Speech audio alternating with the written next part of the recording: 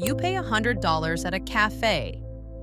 A second later, your bank gives you $3 back. Nice, but the cafe still charged you $100. The bank still made money.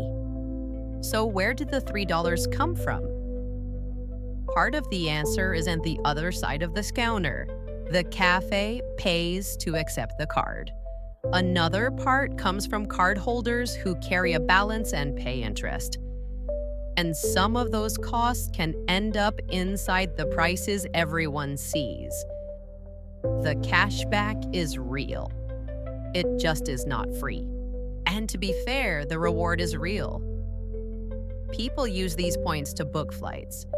They get hotel nights, statement credits, and actual cash deposited back into their accounts. If you pay the balance in full, a good rewards card can genuinely save you money. But the bank is not paying you because it likes you. Think about the moment you reach for your wallet. You may have 3 or 4 cards sitting there. The bank wants its card to be the one you choose, so it gives you a reason.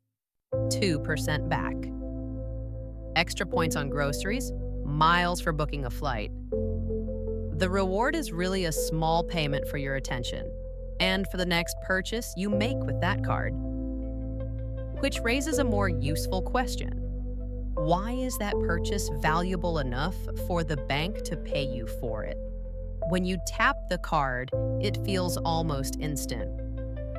But the money does not move straight from your account to the cafe. The payment passes through several companies before the cafe gets paid. One checks the card, one carries the payment request, one connects the bank to the business. And each part of that system takes a small cut. So a $100 sale is not worth exactly $100 to the cafe. What arrives after the transaction is settled can be lower. That does not mean your $3 reward was simply taken from the cafe and handed directly to you. The money is split across the payment system, and the exact cost changes with the card, the business, and the transaction. But the important part is simple. Accepting your card costs the cafe money. Your phone shows the reward. The business sees the fee. For a large retailer, a card fee is just another line in a very large budget. For a small cafe, it can feel different. The money from one sale still has to cover the coffee, the cup, the employee behind the counter, the rent, the tax, and then the cost of accepting the payment. The owner could refuse cards, but most customers expect to use one. So the real choice is often not pay the fee or avoid it. It is pay the fee or risk losing the sale. Some businesses absorb that cost. Some charge extra for card payments.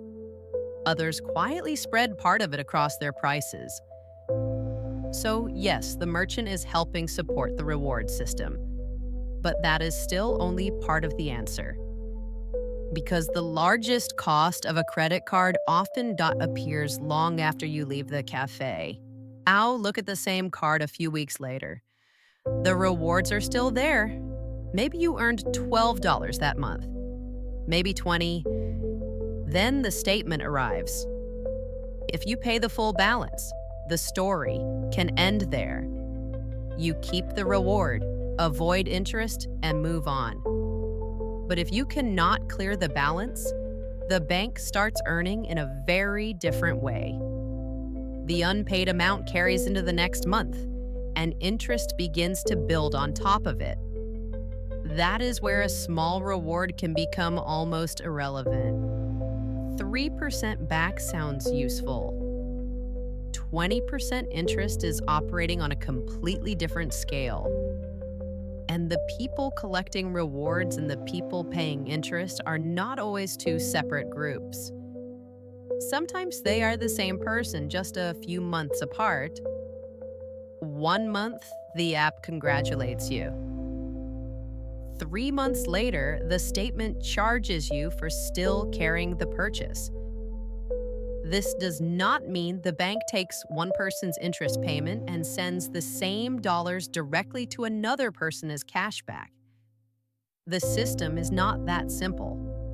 But interest and fees are a major reason credit card customers can be so profitable, and why banks can afford to keep rewards attractive. There is still one customer we have not talked about: the person who never used a rewards card in the first place. Two people buy the same $10 item. One pays with a cashback card and gets a few cents back. The other pays in cash and gets nothing. Same product, same price, different result. That difference matters because businesses do not always keep card costs separate. Some add a surcharge, some absorb the fee, and some spread part of the cost across the prices everyone pays. When that happens, the cash customer can end up paying a price shaped partly by card transactions without receiving any points or cash back in return. Economists disagree about how large that effect is. It will not be identical in every shop, and it does not mean every cash purchase directly pays for someone else's flight. But the basic imbalance is real. One customer receives a reward, another customer can pay the same price and receive nothing, which is how someone buying groceries with cash can end up indirectly inside the same system that gives someone else an airline upgrade. So should you stop using a rewards card on No, not necessarily. If you pay the full balance every month, avoid fees, and do not spend more just to earn points, the reward can be genuinely valuable. But the math changes fast. When the card changes your behavior, spend $500 because you were going to anyway, and 3% back is useful. Spend $50 more because you wanted the reward, and the cash back did not save you money. It helped justify a larger purchase. The same goes for annual fees. A card can offer hundreds of dollars in benefits and still be a bad deal if you are paying for perks you barely use. Rewards work best when the card follows your spending, not when your spending starts following the card. So yes, you can come out ahead. You just have to win without giving the bank a more valuable habit in return. Go back to that $100 cafe purchase. Your phone showed $3 back. The cafe paid to accept the card. Another cardholder may be paying interest on a balance they could not clear. And someone using cash may have paid the same price without receiving any reward at all. None of that means your cashback is fake. It is real, but it is not a gift from the bank. It is part of a larger system built around fees, interest, loyalty, and the way people choose to pay.